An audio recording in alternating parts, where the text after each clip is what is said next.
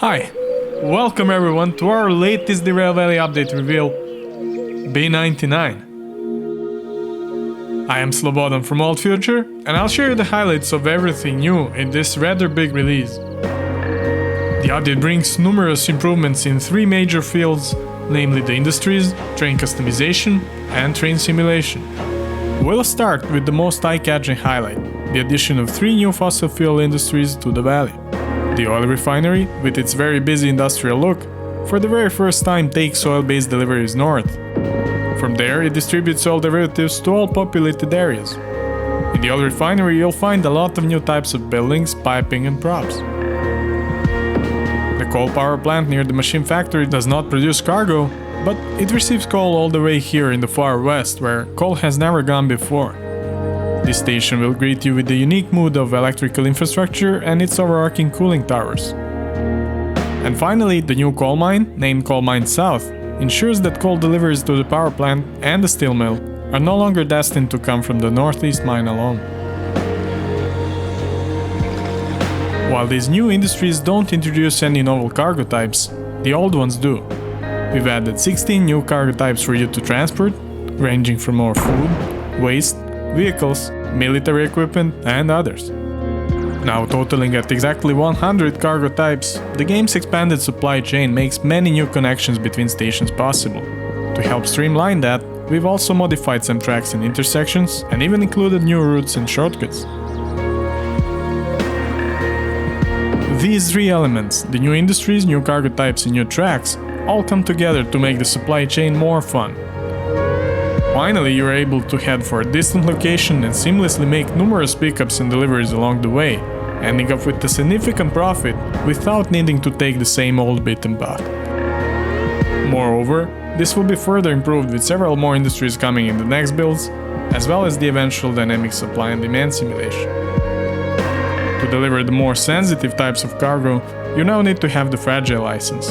It's intended as one of the early game goals, costing only $10,000, and makes a good investment because even though it bumps up the copay a little, the Fragile orders now also pay more. For highly expensive but sensitive cargo, such as trams, this can be rather lucrative. This build also introduces a new car type to the game, a closed hopper, which is used to deliver grains and flour from the farm. We've entirely redesigned the schematic maps. They are now more informative about station facilities, such as water towers and locomotive spawn points. The maps also better represent the stations in terms of proportions, now more closely matching their actual top-down shape. The yard orientations are more coherent, and the compass icon matches the handheld compass needle, with all of this hopefully making navigation more manageable for beginners. The main reason for the map redesign is a whole new feature, the remote operation of switches. This can save a lot of time when shunting, especially in realistic difficulty where a lot of walking would be involved, and it makes the experience generally more immersive and seamless. While this can be of great help, it's also intentionally made not too easy to use.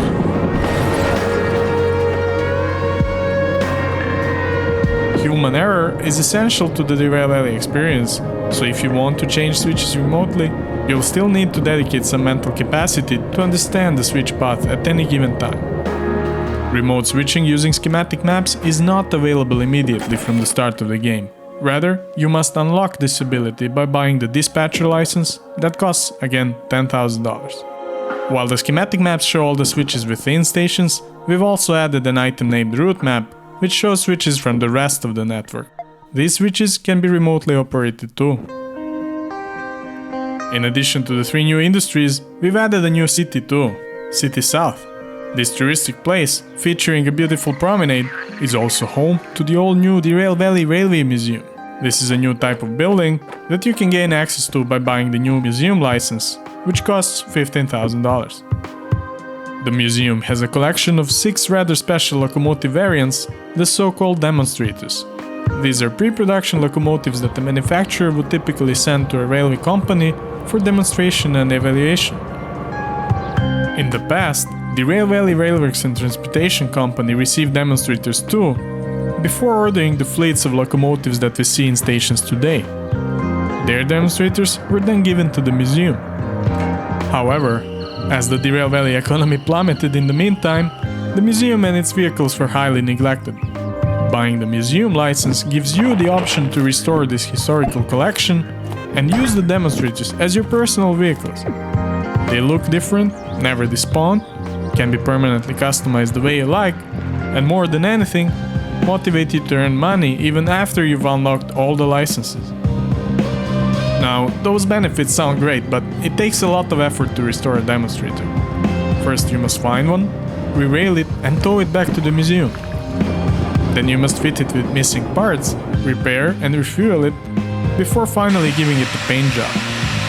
The whole process takes quite a bit of time and money to do, and can be tracked at each locomotive's info panel. Note that demonstrators are not covered by the DVRT insurance package like regular locomotives, so when you use them you'll have to pay for all of their maintenance. Now, we're already familiar with how to do rerailing, towing and manual servicing, but what about those missing parts? That's right, each one of these abandoned locomotives has missing parts that you need to order from the museum's own office and bring using one of the two new types of work trains called utility vehicles. Utility flat car comes bundled with the museum. It can be hauled just like any other car, but it can only transport train parts. Then, there's also the much cooler utility rail vehicle. This is a diesel mechanical manual transmission rail bus chopped into a flatbed shape for transporting train parts. While it's not powerful enough to do any serious hauling, it is very fun to drive and fast, which makes it also suitable as personal transport. The utility rail vehicle does not come with the museum. Rather, you need to unlock it separately from a garage just nearby. Once you've ordered the train part, you need to bring one of the utility vehicles to a specified loading track to load it. This is done using the cargo transfer machine like you would for regular deliveries. Then, transfer the part to the museum to unload it and pay for it to be installed. Once you've serviced the locomotive, you can give it a paint job at the museum's paint station. This is done using the paint sprayer gun, which can be loaded with different types of cans that you can buy in shops. Sand cans are used to remove paint from the vehicles before they can be painted with paint cans.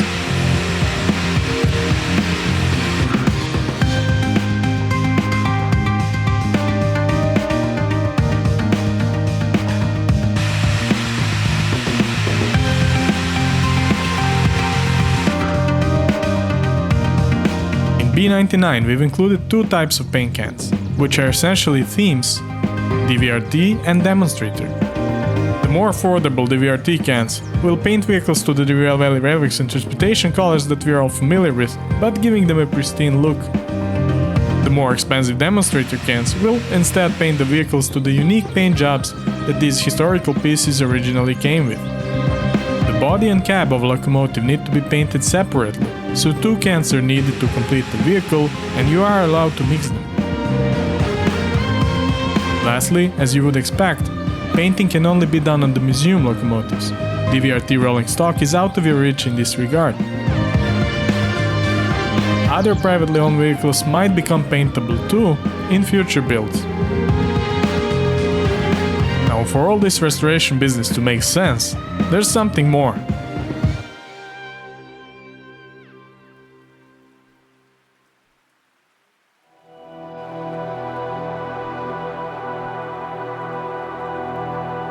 The main addition in B99, and what makes it truly a major update, are the newly added gadgets.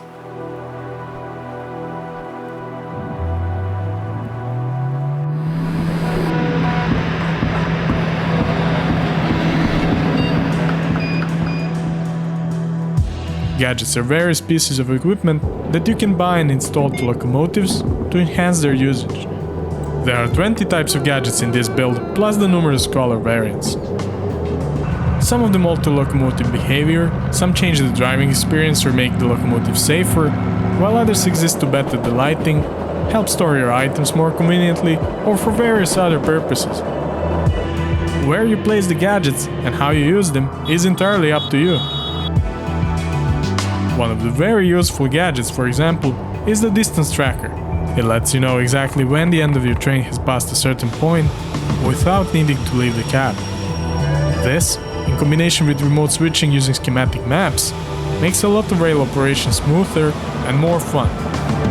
Gadgets, like regular items, are bought in shops around the map and can be pricey. In fact, there's 60 new items available in shops, tripling the previous amount. Because of this, we've entirely redesigned the shops too, now looking a lot more like actual stores full of products, with all purchasable items sitting on the shelves in their physical form. The gadgets you buy can be installed to DVRT locomotives. However, if the locomotive despawns, the gadgets from it will go to Lost and Found. Since gadgets cost time and money to install, that is not ideal. This is where the museum locomotives come into place. When you own a private locomotive, you can safely customize it all you want, and the gadgets inside it will never despawn. Since you are a trained engineer in Derail Valley, we didn't want you to just slap on gadgets and call it a day. Instead, the installation process is highly interactive, where you actually need to secure mounts, solder connections, do some electrical wiring, and tweak the gadget settings to your needs before you can use them. Let's go into these steps one by one. First, to install a gadget, you need to fit it to an appropriate mount. You can usually find the fitting mount just by eyeballing its size. Mounts exist in different shapes so that they can be placed on different types of surfaces. Once you place the mount where you want it, you can secure it in two ways, either using an electric hand drill or duct tape. Drill mounts are highly durable, but can only be done on select surfaces. Taped mounts, on the other hand, can be placed anywhere, but the train collision will knock them off. Once the mount is secured, you can attach the gadget to it in an orientation of your choice. If the gadget requires electricity, you'll need to connect it to the electrical supply using the soldering gun. Finally, optionally, if you choose to install any controllers that let you toggle gadgets on and off, you can use the crimping tool to wire them up, and this way further customize the usage to your liking. You can even make ditch lights by wiring up headlight gadgets with an alternating controller, for example. If at any point you need to remove gadgets and mounts, you can nudge them with the hammer and they'll safely fall off. You can then repair any remaining drill holes using the filler gun. To install gadgets, you clearly need a lot of equipment at hand. Tools, mounts, gadgets, you name it. So, instead of making you carry all that with you, we've expanded the functionality of what used to be known as a Lost and Found shed to what's now called a tool shed. While the desk inside still serves as a place where your lost items will spawn, the rest of the shed is now a permanent item storage unit. You can neatly arrange a wide variety of items in the shed, and that's exactly where you'll find them the next time around. Being an engineer in the game, we also wanted to encourage you to stick to one gadget layout rather than changing it on a whim. The way this is accomplished is that to solder electrical connections, you need to consume a soldering wire reel. A single reel costs $200, which isn't too bad considering the Derail Valley economy, but the costs will add up if you make repeated changes. Now, of course, if you want to mess around with this stuff without any costs, you can do so in sandbox mode. Installed gadgets can be interacted with from the external view too, using the new driving UI extensions. Before we move on to topics beyond items, we've added a few more. Flag markers in many colors that can be used to help visualize particular train cuts, for example, and the handheld gaming console.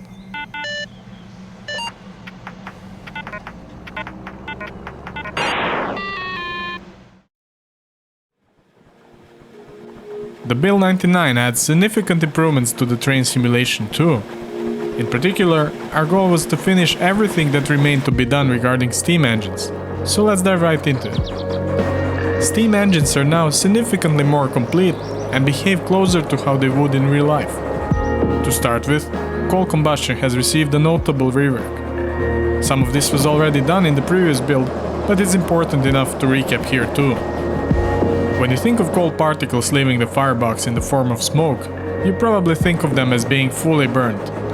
However, that's not necessarily always the case. The coal can burn inefficiently, where it releases particles to the atmosphere which still have unused energy in them. You may already be familiar with the smoke color being a good indicator of combustion efficiency, And well, the black smoke is black because it literally contains unburned coal particles. So there's two factors involved in combustion efficiency. One is the amount of coal in the firebox, and the other is the availability of air. When there's little coal in the firebox, regular air from the atmosphere is enough for it to burn efficiently. However, add more coal and you'll suffocate the combustion. The coal will now burn faster, but it will not generate proportionally more heat. What it needs is more air. One way to increase the airflow is by using the blower. The blower gently releases steam from the boiler to the atmosphere, which creates a vacuum in the firebox, drawing in fresh air. This is a good way to improve the combustion efficiency when the vehicle is parked. However, when the vehicle is accelerating or maintaining a high speed, the vacuum created by the rapid exhaustion of cylinders is even greater. In this case, we should keep the blower closed and add more coal to the firebox to use the available airflow to its fullest potential. For fine-tuning of the coal level, we recommend using the expert shovel, which you can buy at the goods factory. Next up, we've greatly expanded the time it takes to heat up the steam engine boiler from scratch. Rather than having to sit it out, there's no new tasks for you to do to prepare the locomotive for running. Previously, to lubricate the running gear, you simply needed to open a single valve. That valve is now gone, and you need to do a couple of new things. Let's start with the automatic lubricator. The role of the automatic lubricator is to maintain oil level in the bearings. It does this by adding a little bit of oil with every cycle of the running gear. When the oil is already in the bearings and the vehicle is in motion, the oil level remains high. However, if the vehicle is sitting still, the bearings will eventually dry out. This means that a locomotive that hasn't been driven in a while needs to be lubricated manually. For bearings that are within reach of the automatic lubricator, this is done by cranking a handle on the lubricator until the oil level in the bearings is full. However, there are also bearings that the automatic lubricator can't reach, and they too need tending. You'll find several of these oil cups distributed around the locomotives. If you open the cap, the oil level inside is presented to you. Using the new item called Oiler, which you can buy at any shop, you can refill these cups. Make sure to fill them all. Remember to close the caps, or as soon as the vehicle is in motion, the bearings will dry out very soon. If you miss to lubricate any of these bearings, you'll quickly know because the locomotive will start producing screeching noise and take damage when it's put into motion. Moving on, the steam chest simulation has been revamped and now significantly improves the experience of driving steam engines. When the regulator of a steam engine is open, steam is admitted from the boiler to the locomotive's chest. It is from here that steam is further supplied to the cylinders. Steam in the cylinders then pushes the pistons, which leads to the wheels turning and propelling the vehicle. The novelty in this build is that when there's steam in the chest, even after you close the regulator, it will continue propelling the vehicle. Normally, the chest will empty in a few exhaust cycles already. However, if you keep the regulator open just enough to keep making up for that loss, the chest pressure can be maintained at a relatively constant level. But there's a catch. The faster the locomotive is moving, the more frequently it exhausts steam from its cylinders. This is where the cutoff valve comes into play. By gradually closing the cutoff by moving it towards the center position, we reduce the period in which chest steam is admitted to the cylinders, thus also we reduce the exhaustion rate. While this results in less power, it will give the chest enough time to remain pressurized and still be able to propel the vehicle even at higher speeds. While this principle has been simulated in the past, it was never as accurate and tangible as it is now. You'll find that driving the steam engines after this change feels quite different and is even more engaging. While on the topic of cutoff, be aware that setting it in the opposite direction of travel will now cause ash from the firebox to be sucked into the cylinders. Even over a short period of time, this can cause massive damage. Other notable improvements to steam engines include the more realistic looking and behaving side glasses. There's also now a blowback effect. This is a hazardous event that occurs when you enter a tunnel with the farther open thus you should always aim to keep the fire door closed. The improvements to steam engines also include better sounds, particle effects, and many more. Train brake systems are also significantly changed in this build. To start with, like in real life, all locomotives now have a brake cutout valve. The purpose of this valve is to isolate excess brake controls in a train that has more than one locomotive. When mixing locomotives with self-lapping and non-self-lapping valves in the same train, just make sure only one of the locomotives has their brake cutout open. As I'm sure you'll find out, a common mistake is to forget to open the cutout valve on a locomotive when starting it. This can result in no braking ability. Train brakes in general have been reworked. The cars now properly simulate auxiliary reservoirs, which takes significantly more time to fill up when a train is coupled initially than they did before. Once the reservoirs are full, releasing the brakes is much quicker than it used to be. One of the notable results of these changes can be seen in how the non-self-lapping brake operates. Previously, you were able to freely apply and release the brake, and at any point if you put the control to the lapping position, it would maintain whatever pressure the brake had at that moment. Now, the lapping position will behave the same only if you apply the brakes in return to the lapping position. If you release the brakes, however, and go back to the lapping position too soon, the cylinders will start pressurizing, effectively applying brakes. This is because, in order to lap successfully, the non-self-lapping brakes require all the auxiliary reservoirs to be fully pressurized, and this takes time. In practice, this means that you don't want to be releasing brakes too often. If you know you'll need to brake again soon, try to brake a smaller amount but continually, rather than applying and releasing brakes too frequently. After each release, you'll need to wait about 10 seconds or more, depending on how hard you were braking, before you can lap the brakes again. The brake sounds themselves are a lot more fulfilling now, with all cars in the train hissing and humming as they move the air around. We've made some improvements to couplers too. You can now tow cars even without tightening the screw.